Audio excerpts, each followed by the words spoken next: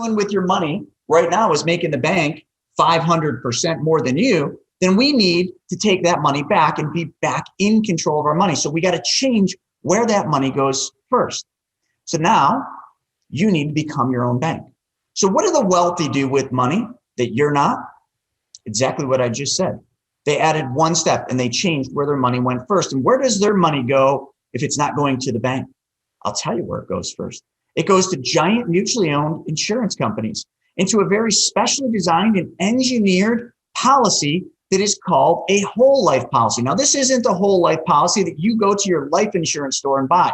This isn't the one your advisor has told you about. This isn't the one that the banks try to sell you. This is something completely different that doesn't even look like life insurance. You know what it looks like?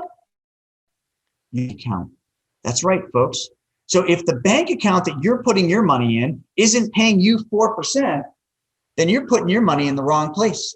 Because you know what the banks or the insurance companies are paying on your money that you put into that specially designed and engineered whole life?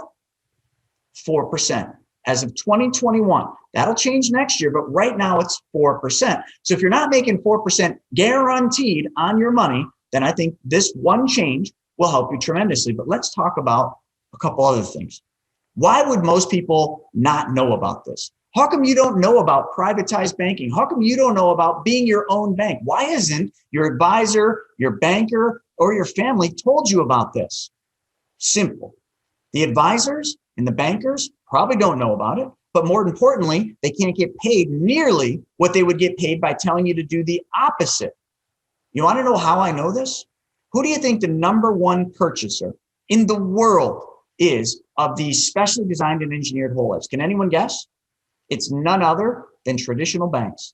The same banks where you deposit your money. That is who the number one purchaser of these specially designed and engineered whole life policies is.